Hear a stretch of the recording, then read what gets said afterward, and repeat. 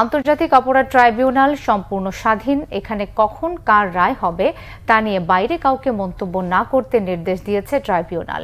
মঙ্গলবার আইন উপদেষ্টা আসিফ নজরুল ব্রিফিংয়ে অক্টোবরের মধ্যে ৩-৪টি মামলার রায় প্রকাশের আশা প্রকাশ করার পরের দিনই ট্রাইব্যুনাল এই নির্দেশ দিয়েছে। সকালে ট্রাইব্যুনালের চেয়ারম্যান মামলার শুনানির সময় এই নিয়ে অসন্তোষ প্রকাশ করেন। এদিন গুমের মামলায় সাবেক সেনা কর্মকর্তা এনটিএমসির সাবেক মহাপরিচালক জিয়াউল আহসানকে আদালতে হাজির করা হয়। এই মামলার শেখ হাসিনা সহ মোট ১২ জন আসামির বিরুদ্ধে গ্রেফতারি পরোয়ানা রয়েছে। তবে মামলার তদন্ত প্রতিবেদন এখনো চূড়ান্ত না হওয়ায় ২ মাসের সময় আবেদন করেন প্রসিকিউশন। এ সময় আদালত বলেছে এখনো অনেক মামলার তদন্ত প্রতিবেদনই শেষ হয়নি। পরে ২ মাস সময় বাড়িয়ে এই মামলায় ২০ এপ্রিল প্রতিবেদন দাখিলের দিন নির্ধারণ করা হয়। এছাড়া রামপুরায় জুলাই-আগস্ট গণহত্যায় ও মানবতাবিরোধী অপরাধের ঘটনায় আরও ২ পুলিশ কর্মকর্তার বিরুদ্ধে গ্রেফতারি পরোয়ানা জারি করেছে ট্রাইব্যুনাল। বলেছেন ট্রাইব্যুনাল একটি স্বাধীন সংস্থা।